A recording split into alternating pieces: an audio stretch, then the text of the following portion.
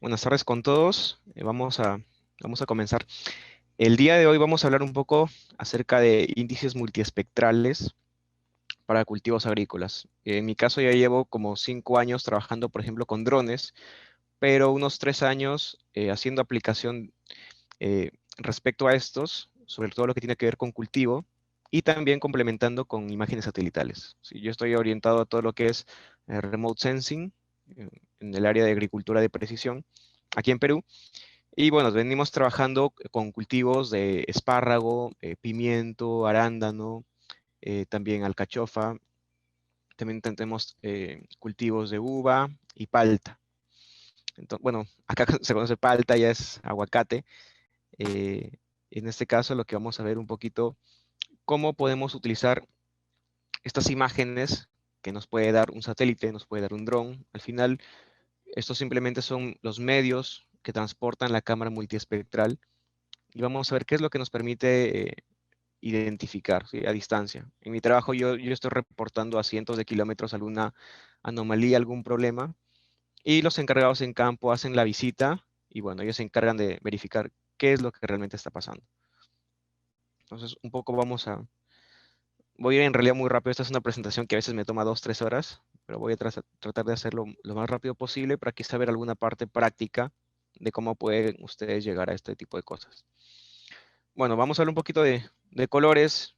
Creo que desde el colegio todos recordamos lo que es el rojo, el verde, el amarillo, el azul y todas estas combinaciones que nos permiten en realidad ver el mundo tal cual nosotros lo vemos, ¿sí? Si nosotros vemos algo de color azul, nunca nos hemos preguntado, pero ¿por qué lo vemos azul? En realidad es porque este cuerpo o este material o pigmentación refleja el espectro de luz azul del sol o la fuente de luz que influye sobre él. Si nosotros vemos las plantas de color verde, es porque estas plantas reflejan el espectro de luz o la banda de color verde del sol. Y así, todos los tipos de colores los percibimos justamente por esto. Y siempre me gusta hacer esta introducción preguntando cómo es que realmente vemos el sol, ¿sí? Nosotros cuando hemos tomado alguna fotografía decimos, bueno, la expectativa es como a la izquierda, ¿no? Pero la realidad, en realidad, muchos de ustedes habrán visto en alguna fotografía quizá de algún, bueno, de astrónomos en NASA o algún aficionado con un telescopio bueno, con un lente específico para el sol, como el lado derecho. Sin embargo, la realidad es muy diferente. Si nosotros vemos acá, es una imagen del Observatorio Dinámico Solar de NASA, en el cual podemos percibir el sol de diferentes formas. Y lamentablemente ninguna de estas formas podrían ser apreciables a simple vista por nosotros. ¿Por qué? Porque el espectro de luz que estamos viendo acá es imposible verlo para el ojo humano. Así como, por ejemplo, la luz ultravioleta no podemos verla, pero sí nos puede causar daños en la piel. También tenemos el infrarrojo, tenemos rayos X, rayos gamma, entre otros. Lamentablemente no podemos verlos. Y es así como, por ejemplo, el Sol tiene una composición, en teoría podría ser una composición ilimitada o infinita de espectros de luz, que lamentablemente nosotros no podemos verlo. Sin embargo, el hombre ha podido construir cámaras que sí permiten identificarlo. Y nosotros, mediante alguna coloración en específico, podemos asignar algún color para poder, bueno, apreciarlo de alguna forma. Aquí en la siguiente diapositiva vemos acerca de qué trata esto, un poco cómo es que tenemos todo un abanico de posibilidades. Y acá yo lo que pongo es, solo podemos ver una pequeña porción de las diferentes longitudes de onda, pero ello no significa que estas no existan. Nosotros en realidad, me voy a habilitar el puntero. No sé si me puedes confirmar si el puntero sí se ve.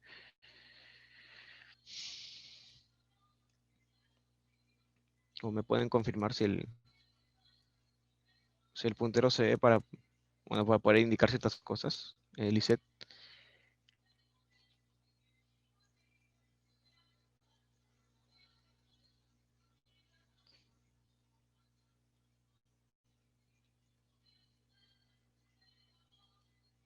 Ok. Bueno, entonces el ser humano lo que puede ver es simplemente la parte de luz visible. ¿Sí? Acá, esta partecita. Y todo lo que tenemos a la izquierda y a la derecha, no. Sin embargo, vamos a ver que justamente la parte izquierda, la que estoy denotando como radiación infrarroja, es muy, muy importante en lo relacionado a cultivos. ¿Sí? Los cultivos agrícolas, plantas, vamos a ver de qué manera están relacionados íntimamente con la radiación infrarroja. ¿Sí? Vemos un poquito más de cerca la luz visible, lo que el ojo humano puede ver. Tenemos, por ejemplo, la parte infrarroja y tenemos la parte ultravioleta. Hay una analogía acá que yo siempre suelo hacer. Es, por ejemplo, digamos, el ser humano va a la playa. Si yo voy a la playa, ¿y qué es lo que pasa? ¿De qué tengo que protegerme específicamente? De la luz ultravioleta. ¿Sí? ¿Por qué? Porque la luz ultravioleta causa eh, daño a la piel, nos puede causar cáncer a la piel, a pesar de que no podamos verla. ¿Qué es lo que hacemos? Utilizamos bloqueador, ¿sí? Compramos nuestro bloqueador solar, aplicamos en la piel, pero más que bloquear, en realidad, este producto hace que se refleje la parte ultravioleta del sol, como si fuera una especie de espejo, ¿sí? Como si fuera un escudo ahí con un espejo que rebota esta parte que nos hace daño. En el caso de las plantas, sucede algo muy similar, pero no con la luz ultravioleta, sino con la luz infrarroja. ¿Qué hay de curioso acá? Que el exceso de infrarrojo puede causar daño en la estructura molecular de las hojas. Entonces, bueno, con las plantas, por su propia evolución, han desarrollado la capacidad de tener una reflexión de este infrarrojo de forma natural.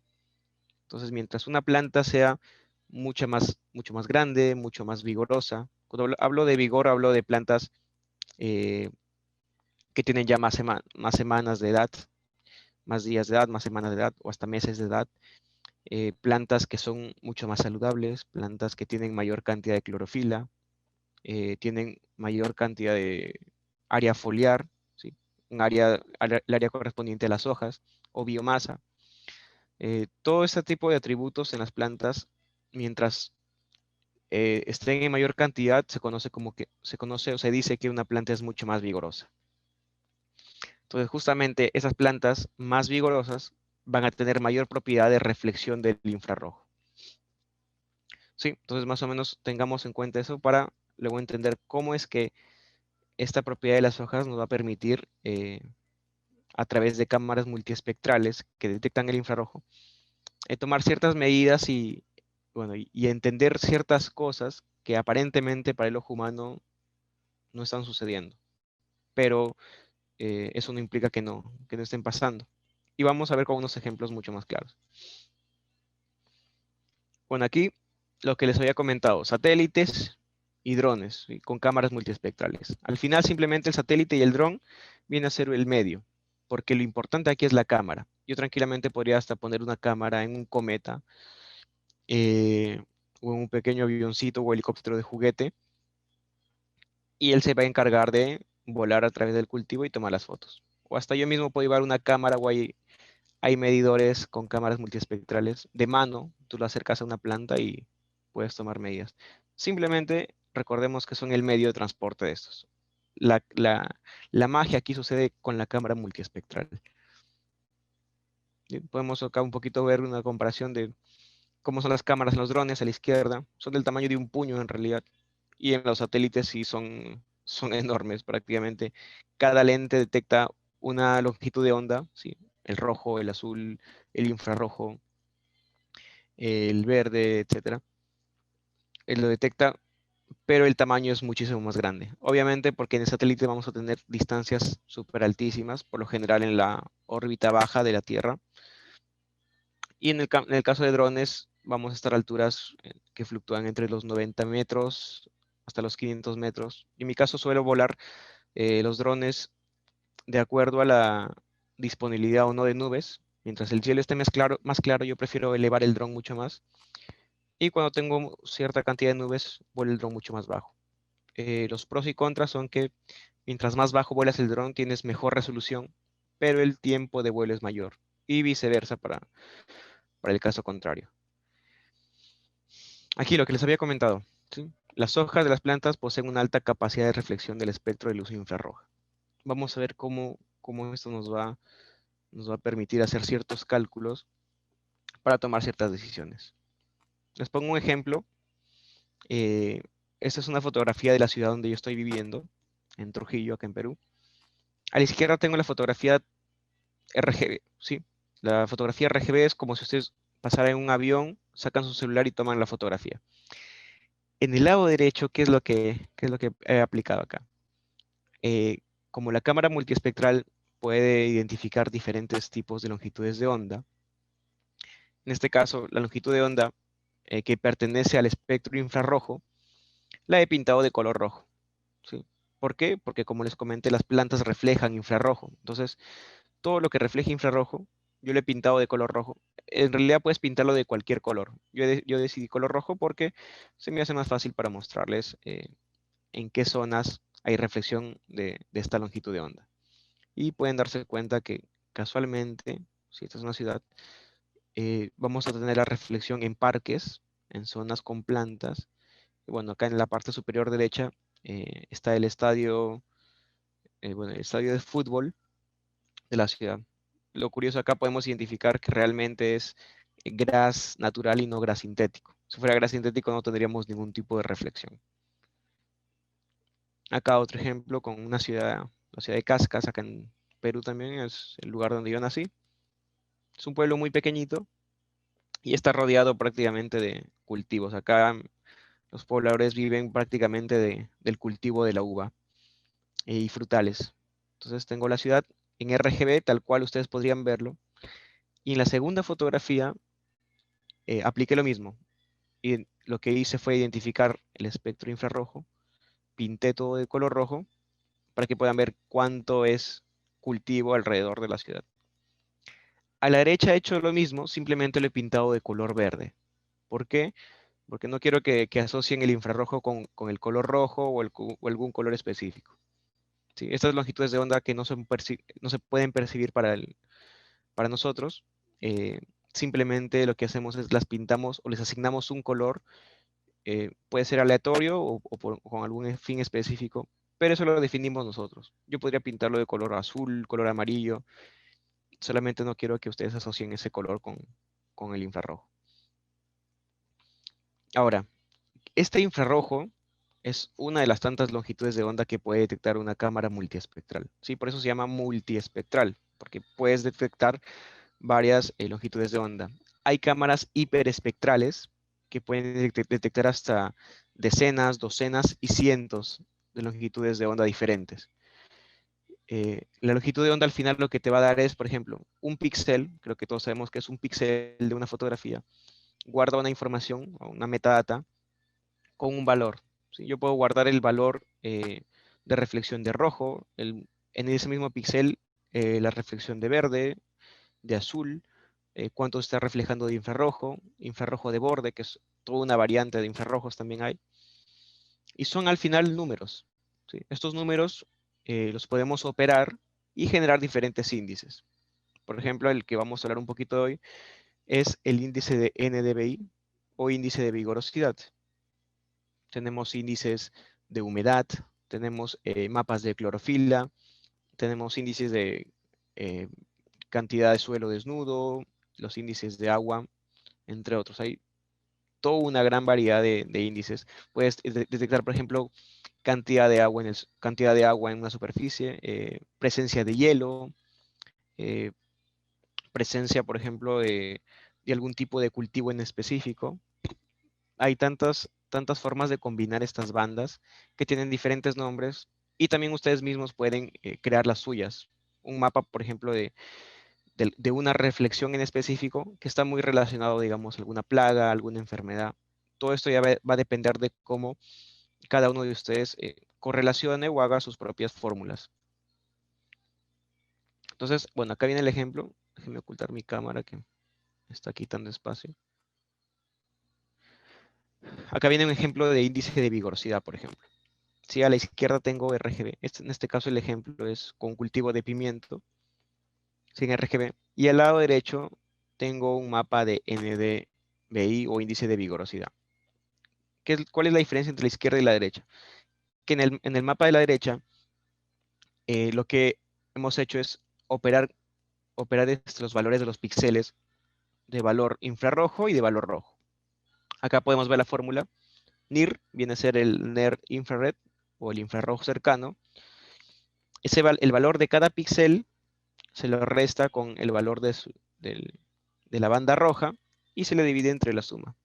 Así, cada uno de los índices que les he mostrado anteriormente cuenta con una fórmula también en específico. Entonces, ¿qué es lo curioso de acá? Que las plantas más saludables reflejan más infrarrojo, pero reflejan poco rojo. Y las plantas más estresadas, más débiles, reflejan menos infrarrojo, pero reflejan más rojo. Entonces, de acuerdo a esa correlación que es inversamente proporcional, a más infrarrojo menos rojo y a menos infrarrojo más rojo, fue que se definió esta fórmula, que no la he inventado yo, en realidad esa fórmula existe hace muchos años. Simplemente que la aplicamos de acuerdo a algún cultivo específico o en algún área específica para tratar de entender qué es lo que nos está mostrando. Entonces, les voy a poner unos ejemplos. Por ejemplo, acá tengo pimiento. eh, Hemos generado un mapa de vigor y se puede ver que bueno, la coloración que hemos asignado es el color rojo para zonas de menor vigor y el color verde oscuro para zonas de mayor vigor. Tenemos prácticamente cada fila tiene días de cultivo diferentes. Nos damos cuenta que a mayor cantidad de cultivo, por ejemplo acá 80 días, justamente la zona presenta mayor vigor. Eh, ¿Qué curiosidad podemos detectar de acá? Por ejemplo, podemos ver, si se dan cuenta, esta partecita de acá, en el día 69, prácticamente hay una parte que creció mucho más que el resto de cada una de las parcelas. Y esos tamaños de planta, por ejemplo, eh, vienen a ser los mismos que prácticamente los del día 80 o día 76.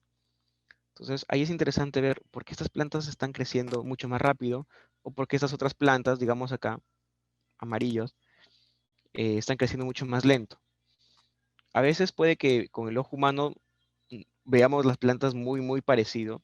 Sin embargo, ya hay menor presencia de clorofila, hay menor vigor, eh, hay niveles de humedad diferentes que no podemos detectar, pero la cámara multiespectral sí. Y esto con el pasar de los días se va haciendo mucho más notorio. Vamos a ver cómo las plantas se va quedando o va creciendo de una forma muy contrastada con el resto de plantas que fueron sembradas el mismo día. Unos ejemplos más prácticos, por ejemplo, eh, me gusta bastante trabajar en realidad con pimiento, entonces tengo varios de mis ejemplos con pimiento.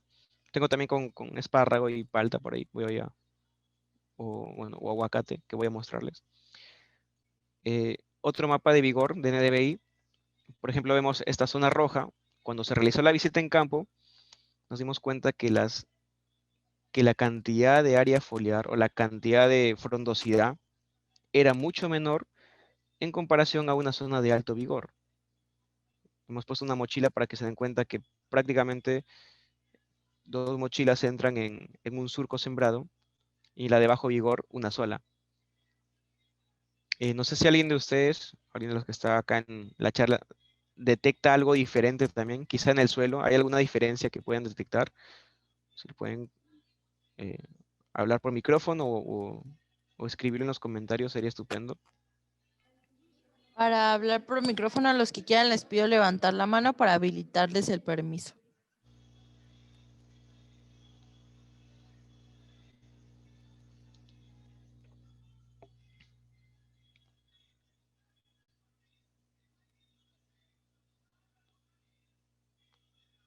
A ver, veo que han escrito en el chat.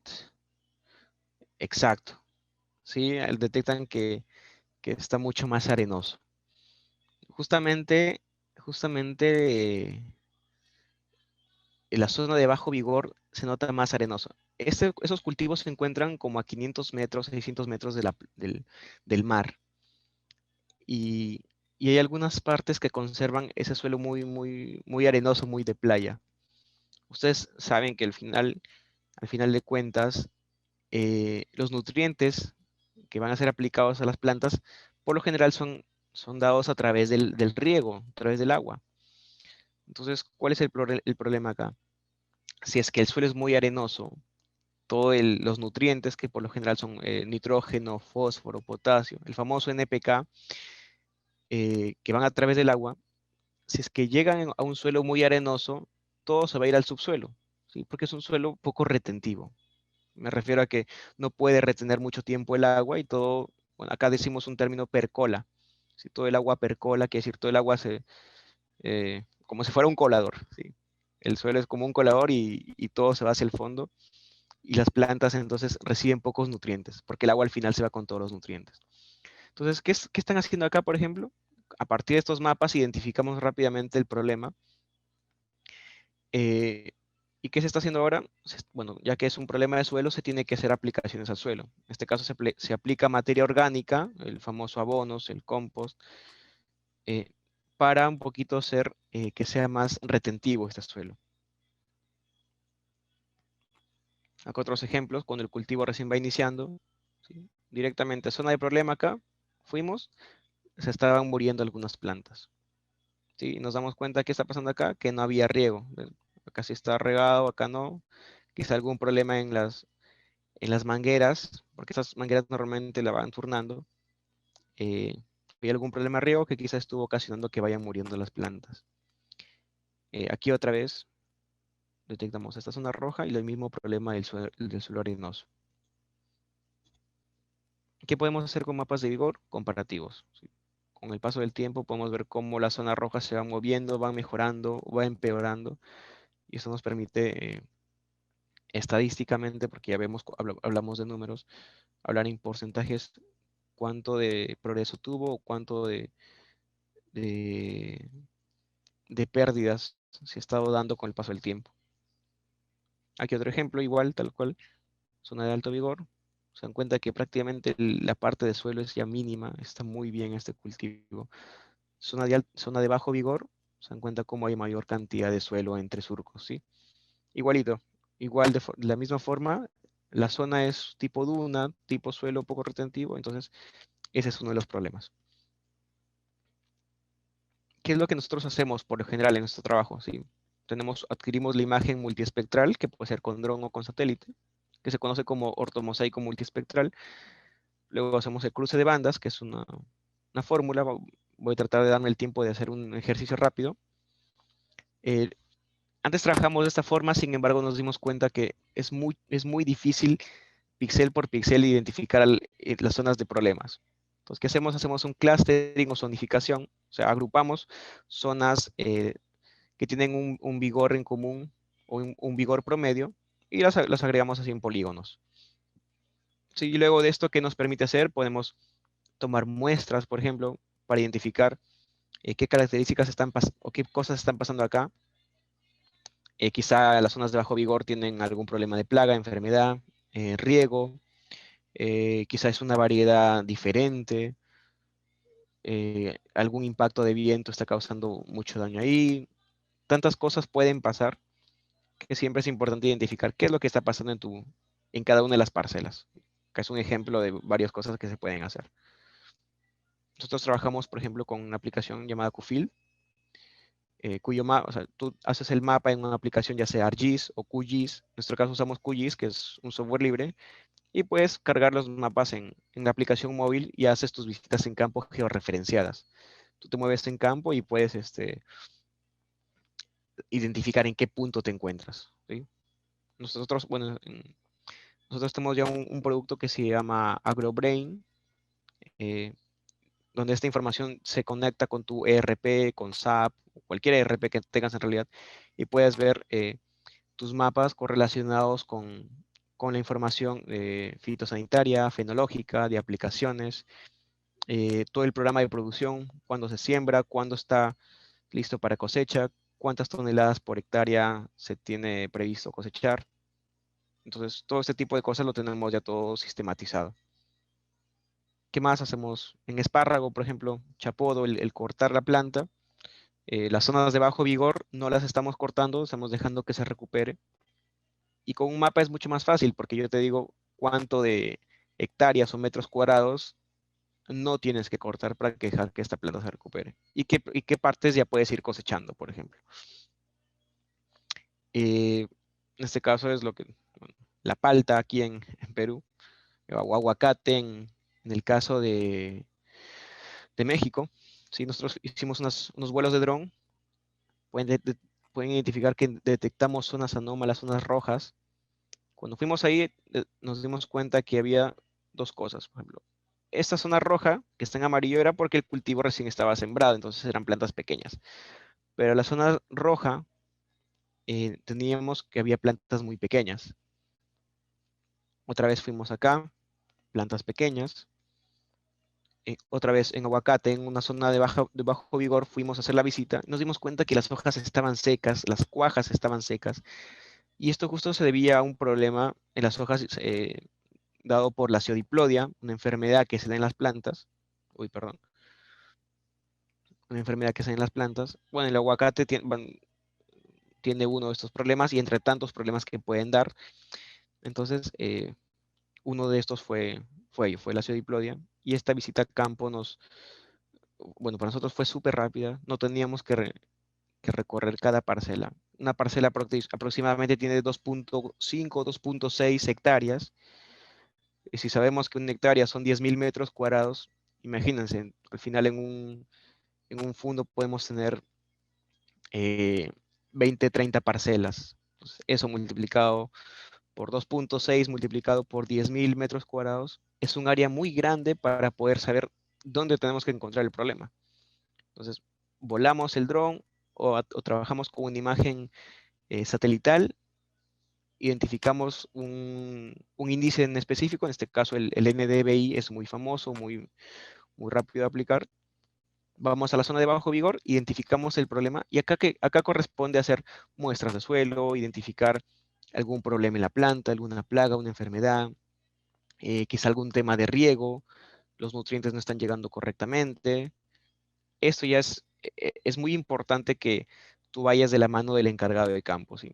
Yo en mi caso, yo por ejemplo soy mecatrónico, pero ya tanto tiempo que estoy en este rubro, yo mismo voy al menos un par de veces por semana a campo. Me reúno con el encargado de fondo, hacemos la visita en campo, he aprendido a conocer bastante de la biometría, la fenología, los problemas fitosanitarios, riego, y esto me permite identificar qué cosas puedo hacer con los índices y qué cosas no para poder intentar nuevas correlaciones. Es importante, no se trata de sentarte en tu oficina o escritorio y calcular índices y decir, mira, acá está mal, acá está mal, acá está mal. No, solamente eso, no solamente eso, tienes que visitar el campo o alguien por ti tiene que ayudarte a visitar el campo y tomar fotografías, hacerte un feedback, ¿sí? Porque esto tiene que convertirse en un lazo cerrado. Tú dices, aquí hay algo anómalo, por favor visiten esto, díganme qué está pasando, que alguien haga estudios, ellos te, te devuelven la información y este ciclo se mantiene, ¿sí? Entonces, quiero ver, estamos bien de tiempo. Entonces, es eso.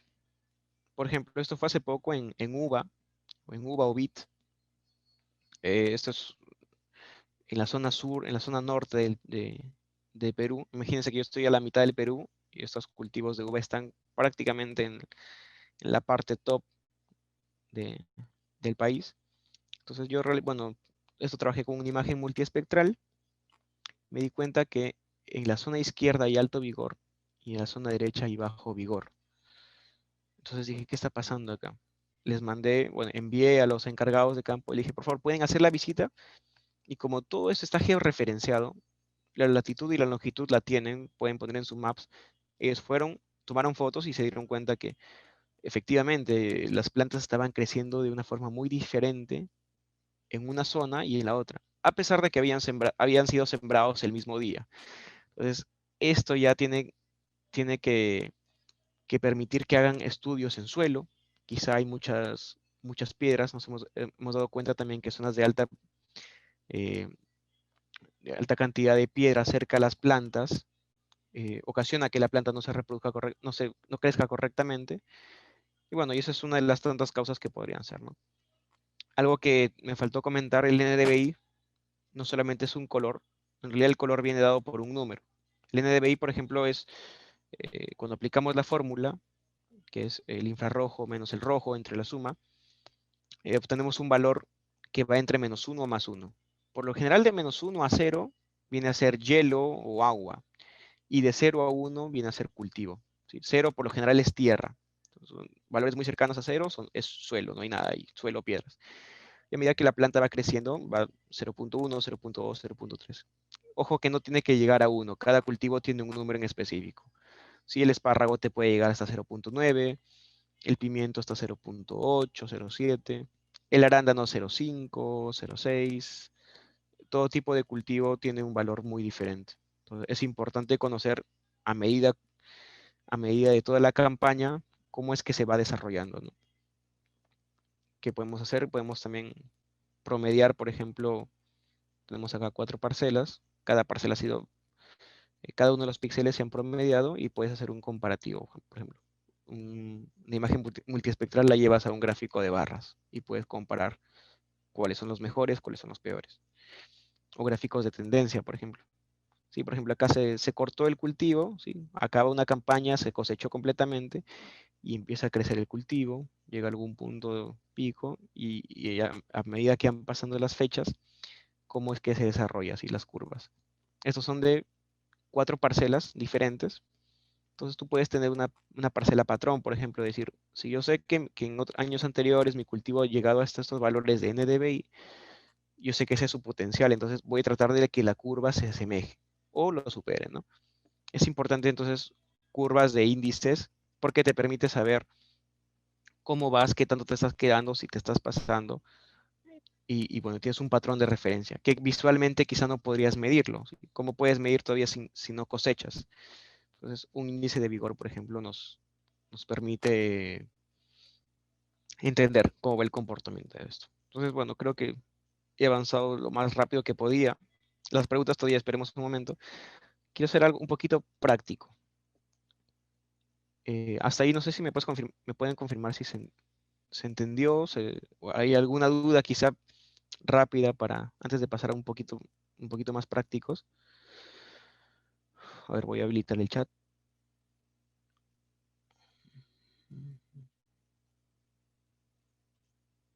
Si se escuchó bien, no sé. ¿Dónde puedes encontrar la lista de índices? En Internet. Pones simplemente índices multiespectrales para cultivo y vas a encontrar cosas súper, súper rápidas. Entonces, o índices de agricultura. Entonces, es muy sencillo. Drones, necesitas cámaras multiespectrales, por ejemplo. Satélites, hay plataformas para descargar imágenes. Yo, por ejemplo, para hidroponía todavía no lo estamos utilizando. Yo más estoy trabajando ahora para temas netamente agros y estamos generando recién mapas de humedad, ¿sí? Que tengan que ver con humedad a nivel de cultivo y mapas para humedad de suelo. Todavía no podemos porque en ese caso trabajas con cámaras térmicas. Es mucho mejor trabajar por eso. ¿Qué tan demandados son los servicios? Eh, bueno, te comento más o menos. Para la empresa que trabajo, actualmente estamos ofreciendo más o menos, creo que superamos ya las 10.000 hectáreas de cultivos que requieren nuestros servicios. Son 10.000 hectáreas por 10.000 metros cuadrados, te puedes dar cuenta eh, más o menos de cuánto es el requerimiento, ¿no? Y por lo general uno cobra por hectárea. Entonces, en realidad sí hay bastante requerimiento. Sin embargo, no todo el mundo está al tanto de estas tecnologías. ¿Sí? Yo creo que más se trata de evangelizar y hacer conocer que se puede hacer este tipo de cosas para que recién puedan requerirlo, ¿no? Como dicen, no puedes amar los que no conoces, decían algunos. Entonces, algo así. Yo creo que se trata de llegar, dar a conocer que se puede hacer este tipo de cosas. ¿Existen plataformas de imagen satelital disponibles al público? Por supuesto. Te pongo un ejemplo. Tengo una plataforma acá que se llama Sentinel Hub. ¿Me pueden confirmar si se ve mi navegador? Si se ve una imagen que tengo acá.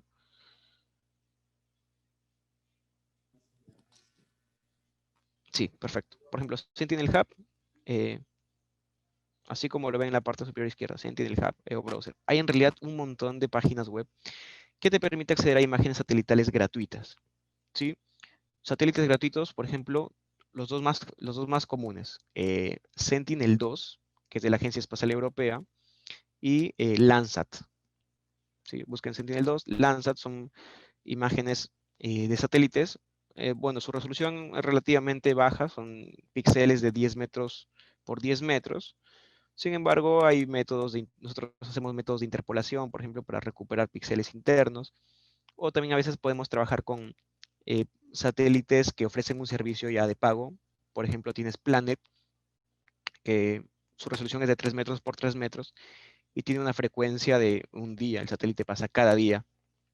En el caso de Landsat, Sentinel pasan cada 5 días, 7 días, 11 días. Entonces, ahí ya tienes la diferencia entre lo gratuito y lo pagado. Pero puedes trabajar con ambos. Les pongo un ejemplo. Por ejemplo, digamos, yo ya me registré, inicié sesión. Quiero ver esta área. ¿Sí? El uso lo pueden aprender rápidamente. Yo lo que quiero más o menos es ver qué cositas se pueden hacer, porque sé que ustedes con YouTube, con Google van a aprender a usar las herramientas. Aparte que son muy intuitivas. Por ejemplo, yo identifico el área, me voy acá donde dice descargar. Si quiero una descarga analítica, porque quiero descargar no la imagen tal cual la veo, sino quiero descargar sus bandas. Entonces voy a desactivar esto y quiero la foto en crudo, en RAW. Por ejemplo, la banda infrarroja y la banda roja son las bandas 4 y la banda 8. ¿Dónde es esto? En Internet. Busco tabla de Sentinel-2 y te va a decir, este rojo es la banda 4, infrarrojo es la banda 8, así.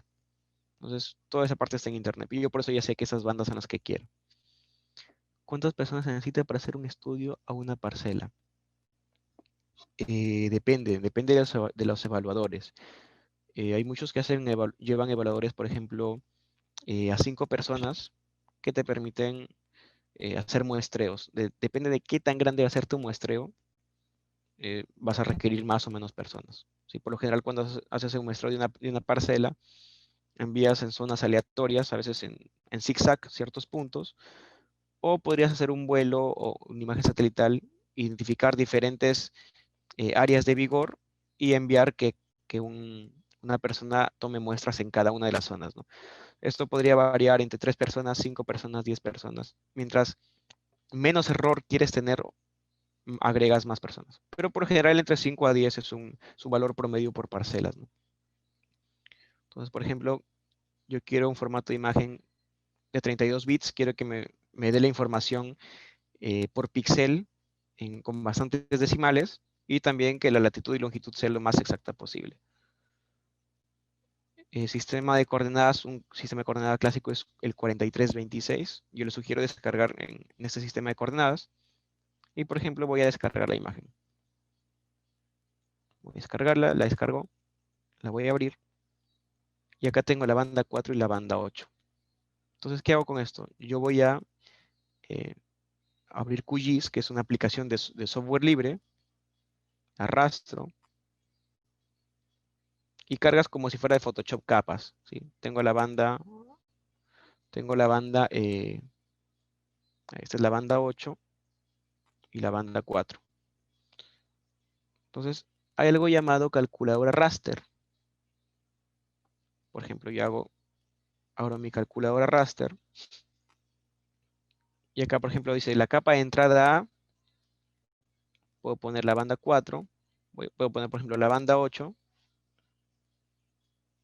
y luego la banda 4, ¿sí? La capa de entrada A es la banda 8, la capa de entrada B es la banda 4. ¿Por qué hago esto? Porque yo estoy acá en Sentinel Hub y, por ejemplo, dice NDVI, casualmente yo puedo ver un mapa de NDVI más o menos, a grosso modo te calcula también algo rápido. Te dice, si quiero calcular NDVI, es banda 8 menos banda 4 entre la banda 8 más la banda 4. Algunas páginas como Sentinel Hub te da incluso la fórmula. Entonces digo, a ver, voy a ver 8 menos 4. Entonces, la banda 8 se llama A y la banda 4 se llama B.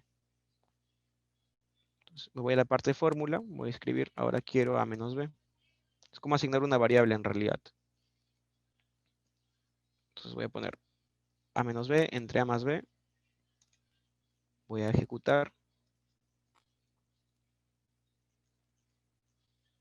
Depende del tamaño de la imagen, a veces demora más o menos. Ya te calculo, ahora quiero asignarle un color. Este calculado voy a propiedades, tipo de renderizado, y le sugiero un divanda pseudocolor. Y acá hay varios tipos de colores, ¿sí? Toda una gama de colores. La clásica es la, eh, bueno, dice RDYGN, que es como red a green, ¿sí? De rojo a verde. Voy acá a clasificar, solito te clasifica y aceptas. Y me generó un mapa de vigor. O sea, así de rápido. En realidad es el mapa más simple que se puede hacer, porque zonificar, hacer el clustering ya te toma más tiempo. Pero este es un primer paso, por ejemplo, para lograr cierto tipo de mapas básicos, ¿no? ¿Qué fuentes, plataformas utilizan para hacer imágenes satelitales? Bueno, ya les comenté en las preguntas que me están haciendo. Fuentes en Sentinel-2, Landsat. Plataformas les he puesto el eh, Sentinel Hub, que es muy común.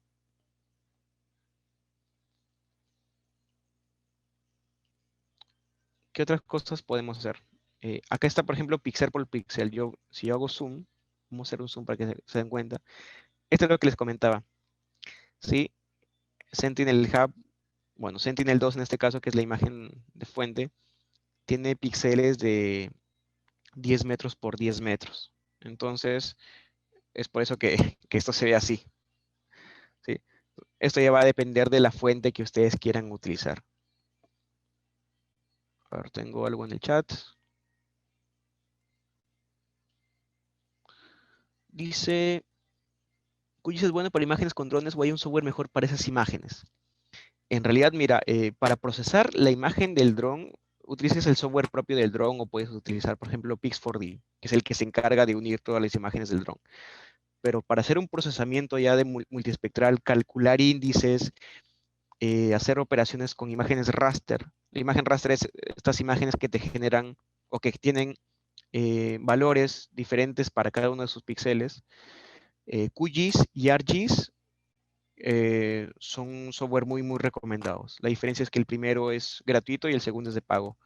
Entonces, en ArcGIS tienes quizá más herramientas muchísimo más potentes, obviamente, eh, por el desarrollo de por sí, que tiene una aplicación propia, ¿no? De pago. Esas imágenes tienen ruido, no lo sé, pero si tienen ruido, ¿qué hacen con el ruido? Ya, por ruido, no sé específicamente, no sé a qué te referirás, pero si es que, por ejemplo, te refieres a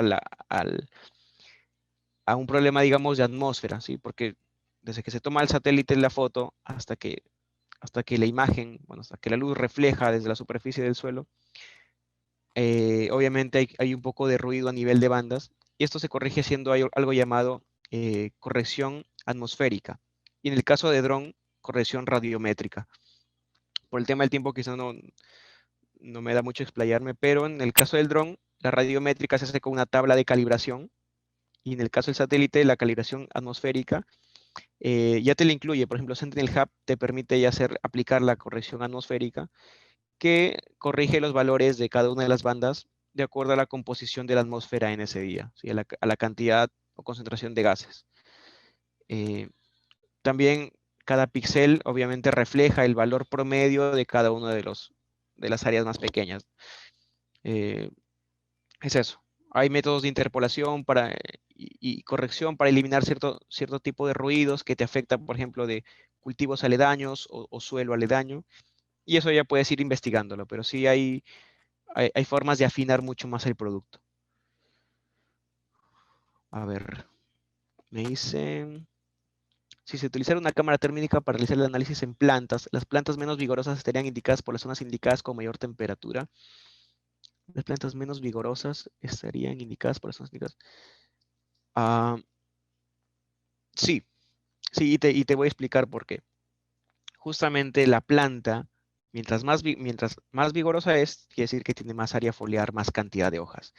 Entonces, en las plantas hay algo que se conoce como evapotranspiración. Así como el ser humano cuando tiene calor suda, La planta cuando hay una gran cantidad de calor también suda y esto se llama evapotranspiración. Entonces, mientras más cantidad de hojas tenga y estas hojas sean más saludables, esta sudoración es mucho más, eh, más bueno, potente o más fuerte. Entonces, justamente las plantas menos vigorosas evapotranspiran menos, se estresan más rápido por la cantidad de radiación y por lo general también con una cámara térmica podrías más o menos detectar donde hay más estrés en las plantas. Sin embargo, el NDVI te funciona bien para esto.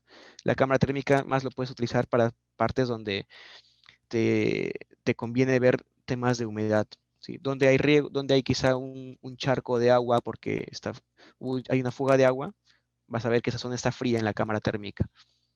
Y las zonas donde no hay, donde debería haber riego y no hay nada de riego, va a haber altas concentraciones de calor. Cámaras térmicas yo prefiero dejarlas para problemas de humedad. Nos quedan 5 minutos. Perfecto. Entonces, esto ya está. Eh, no sé si tienen más. Ah, creo que sí hay más preguntas. Ah, para saber, ¿cuánto es en promedio lo que cobra tu empresa por parcela por esos servicios? No lo tengo, no tengo el dato. No tengo el dato. eh, ¿Por qué? Porque mi trabajo de agricultura de precisión por drones o satélites es parte de un servicio mucho más grande, que es toda una plataforma digital. Pero me parece que los valores por hectárea deben estar alrededor, más o menos, no tengo el dato de mi empresa específica, pero del resto de empresas, incluida la mía, creo que se pueden mover entre 6 a 9 dólares, creo, por hectárea, pero depende del servicio. Nosotros ofrecemos el análisis multiespectral dentro o como un plus dentro de nuestro servicio de monitoreo, que incluye el uso de aplicaciones móviles para hacer evaluaciones en campo, cargar cartillas digitales, toda una plataforma para gobernar todos tus cultivos desde computadora. Nuestra plataforma se llama AgroBrain, ¿sí? Así como agro y brain cerebro. Puedes buscar AgroBrain Agricultura Perú y vas a encontrar más o menos qué tipo de cosas hacemos. Entonces, depende del paquete que tú ofrezcas. Hay empresas que sí ofrecen solamente una imagen, te calcula el NDVI, te lo doy, no sé cuándo cobrará.